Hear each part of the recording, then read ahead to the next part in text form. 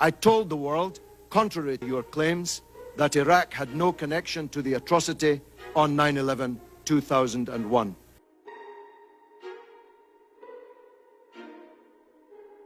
It's a proven fact that these forged documents existed and were being circulated amongst right-wing newspapers in Baghdad and around the world in the immediate aftermath of the fall of the Iraqi regime. Now, Senator, I gave my heart and soul to oppose the policy that you promoted.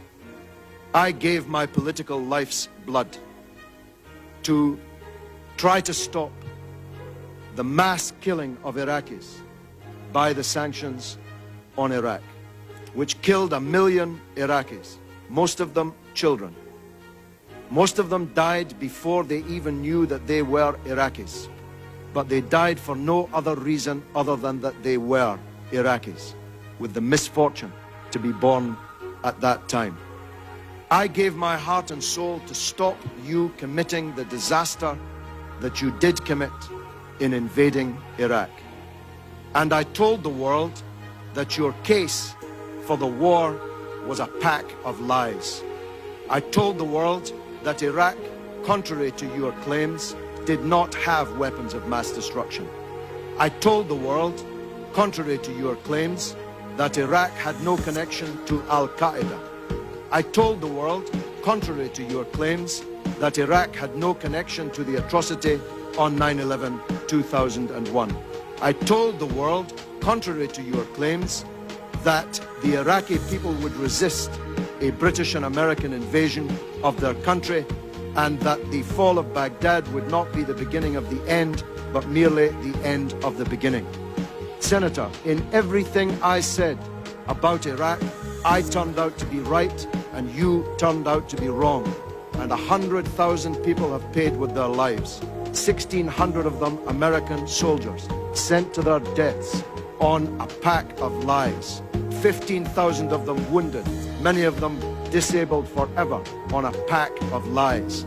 If the world had listened to Kofi Annan, whose dismissal you demanded, if the world had listened to President Chirac, who you want to paint as some kind of corrupt traitor, if the world had listened to me and the anti-war movement in Britain, we would not be in the disaster that we're in today.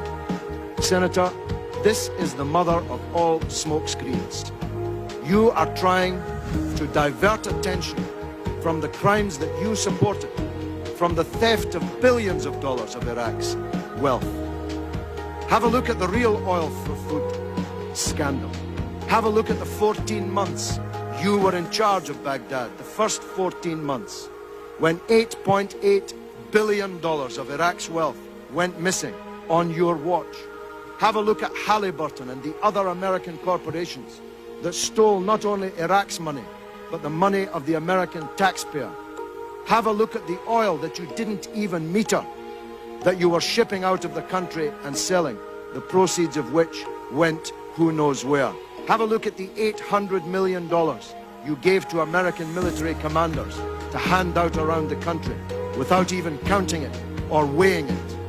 Have a look at the real scandal breaking in the newspapers today, revealed in the earlier testimony in this committee, that the biggest sanctions busters were not me or Russian politicians or French politicians.